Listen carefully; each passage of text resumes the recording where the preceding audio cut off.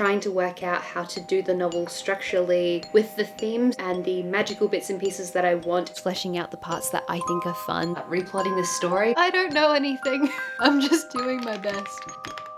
Hello everyone and welcome back to another video. In this video today, we're going to be overhauling the plot of my novel, Project Spigeletent. If you're new here, hello, welcome. My name is Christy. We're currently working on, well, I'm currently working, you get included when I say we, a novel which is going by the alias of Project Spigeletent. Now this is a fantasy, like performing arts story. Some parts of it are like a little bit literary leaning, has some interesting structural stuff going on. It is just by nature a really challenging novel, and so the process of writing it has been also really challenging. But today we're going to get in, we're going to look at the story from a bird's eye perspective, we're going to replot the story. I'm excited and a little bit nervous to do this because everything with this story, because it is so different to everything I've previously written. Historically, I've really liked writing secondary world fantasy, so entirely different worlds, magical stories with demons and spirits. Like my last novel, Project Teacup,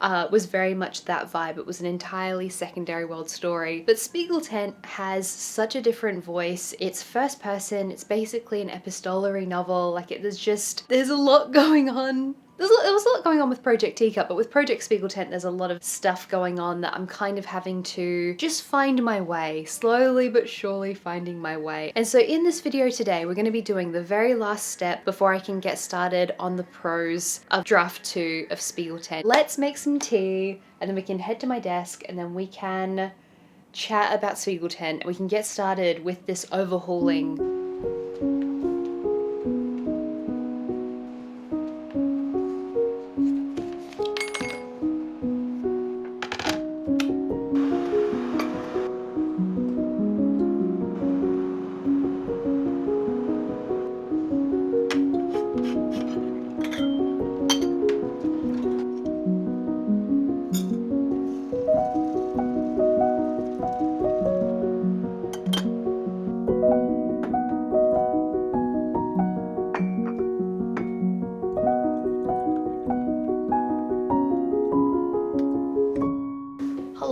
We have our tea. Let's see how long I can procrastinate from replotting this story by just drinking this and chatting to you guys. We need to now start working on the replotting of Project Spigeletent. So this is my design document that I've written for myself to try and make this process feel a bit less intimidating. I don't know. This is my blurb on the front page. This is my basically like my one-liners. So this is like my premise of the story, the overall like character arc, the conflict arc, me kind of just trying to really simplify like what is this story, what are the bones of this story. I've got my conflict a little bit more fleshed out on this page, because for draft 1 that was really the thing that was stumping me the most. I couldn't work out exactly how to do the conflict in this story, like how to make it compelling, how to make it concise, how to have enough conflict but not too much conflict, not to make it convoluted or anything. That's just some general notes on things that I think I need to look out for in this story.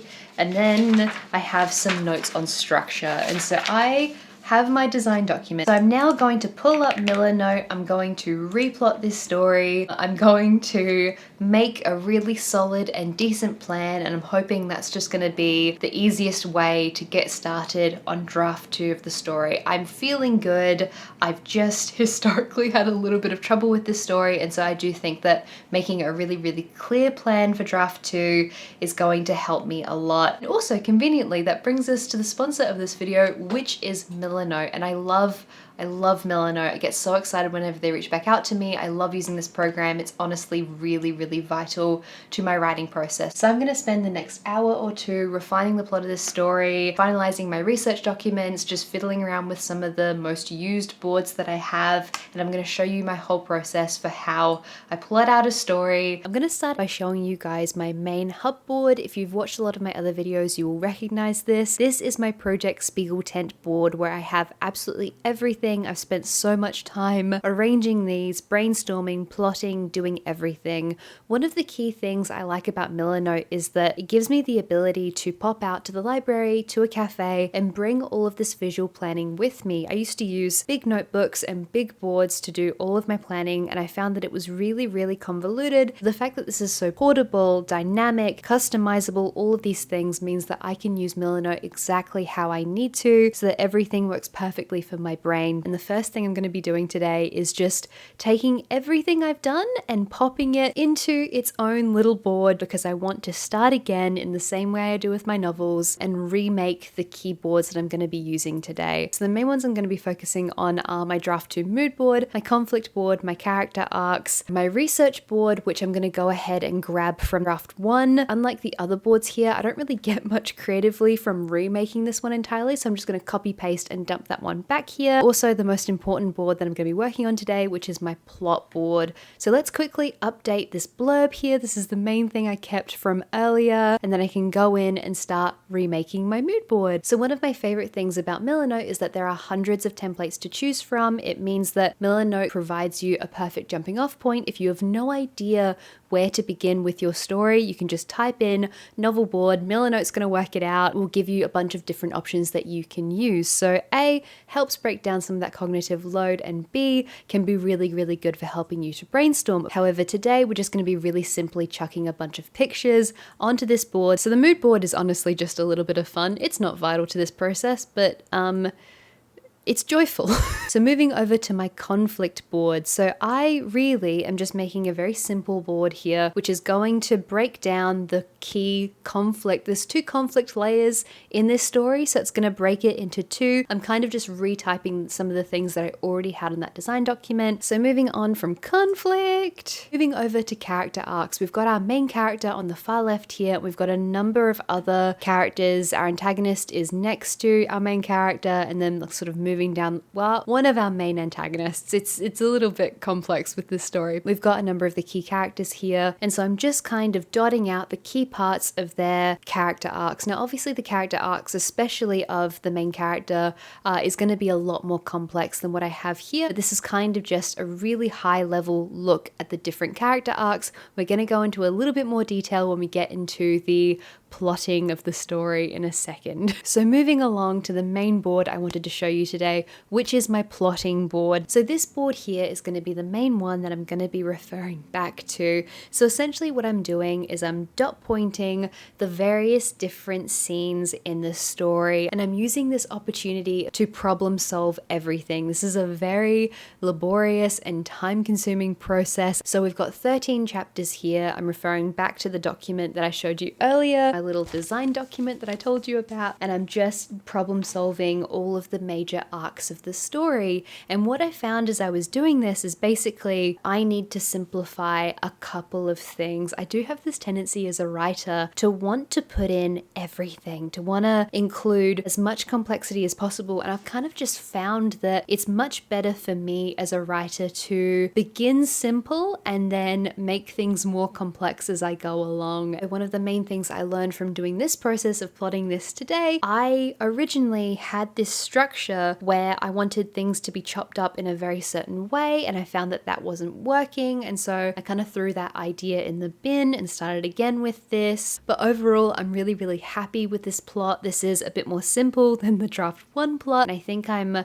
getting a lot better at developing my instincts for how to just naturally plot a story, really just iterating on draft 1, building on what I've got, cutting some stuff out that I had in draft 1, and then just fleshing out the parts that I think are fun so that I can make the pacing good and try to just like balance this earlier on than having to go back and write all the words and do some really, really fiddly edits. I'm happy with the plot. I'm happy with how all of this looks. Milanote is such a helpful tool for doing this kind of work. If I wanted to share this with a critique partner, it's really easy to share the boards with other people so that you can live edit together. Overall, Milanote is just such a helpful creative tool, and I really, really love using it. If you'd like, please go ahead and sign up to a free Milanote account by clicking the link in the description down below. Alrighty, I am going to spend a little bit more time just going over everything, having a look at all of my planning, my brainstorming. I'm just going to make sure everything is exactly where I want it, and then I will come back to you and let you know how I went. I think I've had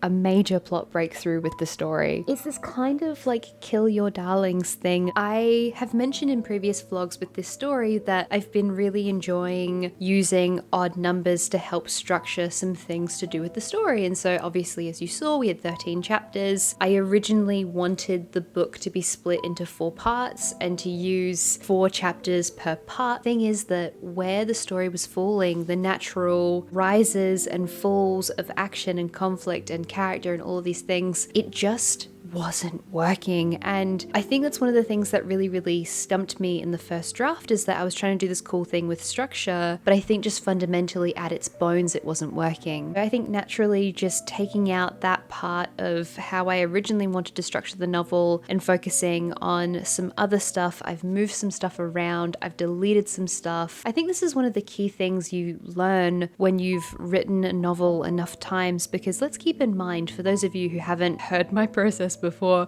the way I wrote my last novel, Project Teacup, is that every time I started a new draft, I rewrote the novel from scratch, and I did that for the first, I think, 4 drafts. I think for the first 4 drafts of the novel, I completely wrote from scratch, and then draft 5 was like a copy editing draft, draft 6 was a really big overhaul, draft 7 and 7.5 were both also really big overhauls. And so with my prose, I'm not precious. I'll throw everything in the bin and start again, and I kind of find that that is the best way for me to learn. I find that it's the best way for me to write fresh and interesting prose and not be beholden to my bad ideas, and it's the best way for me to really flesh out and learn about the characters and understand everything that's going on in a really intrinsic way, because again, I don't want to have to refer to plans and documentation and all this other stuff beyond my visual planning stuff. With Spigeletent, I think that draft 2 is the last time I'm going to have to write from scratch. And I think the more and more I learn how to write novels, what my process is, what I like to do as an author,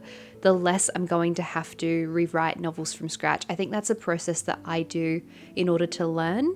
And I think that it's kind of developing my story techniques. And I think that, you know, one of the things that I've found harder than character or prose or imagery, these are things that I find really more easy. Getting the big structural stuff right is a lot more challenging to me, because it takes tens of thousands of words, kind of thing where you have to put down the words and just see if you did a good job. And so that's months of work. Every time you do it, it's months of work. And yeah, I think we're definitely getting there. I feel really good about this plan for the story. I do feel like my brain is a bit fried. So I'm gonna go for a walk and go just chill out in the autumn air for a minute, and then have some lunch, come back, maybe refine a couple little things in my plan. And I got so into all of my plotting and planning and Milanote stuff that I just didn't even touch my tea. This guy is cold.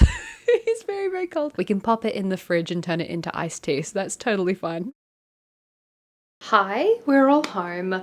It's time to make some lunch, and I have some pho. We're gonna make this. The suggested garnishes are lemon, sliced onion, basil, spring onion, and or red chili. We have none of those things. So I'm just gonna have noodles and just like quickly fry an egg and put it in, because protein reasons. Let's make lunch.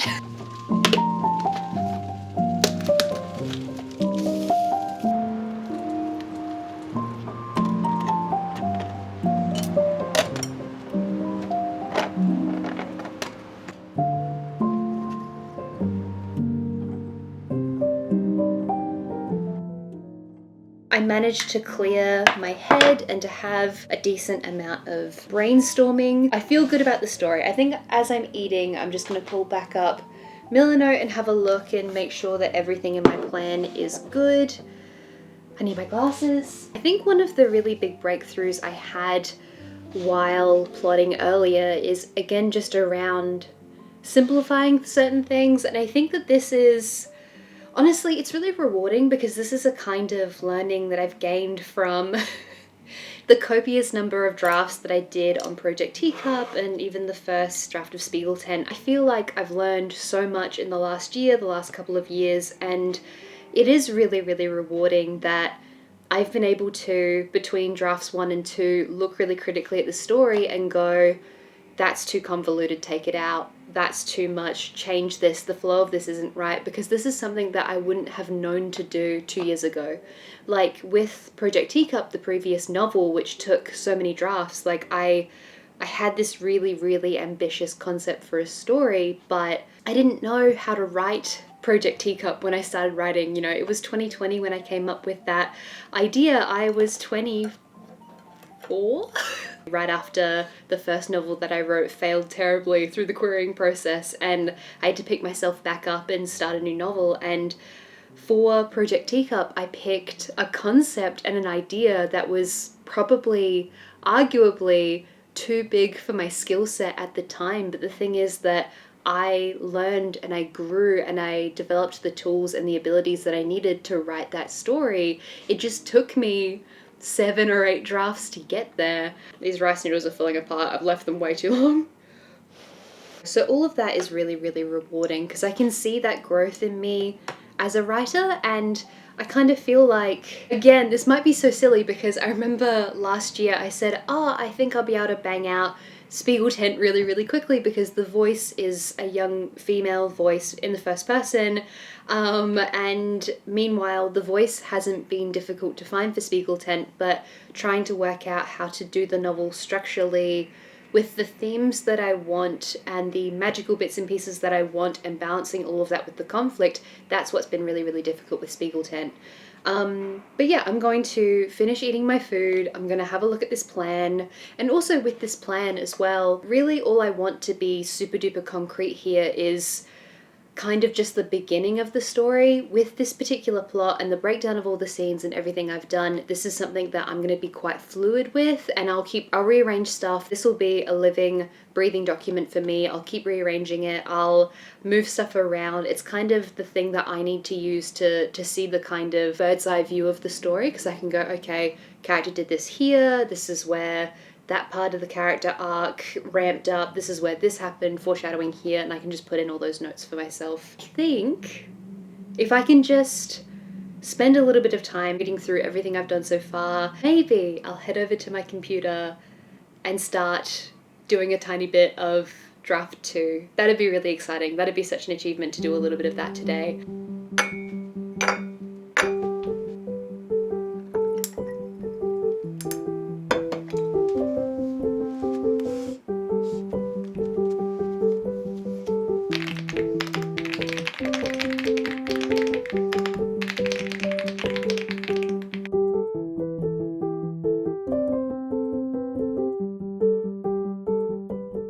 We're all done for today.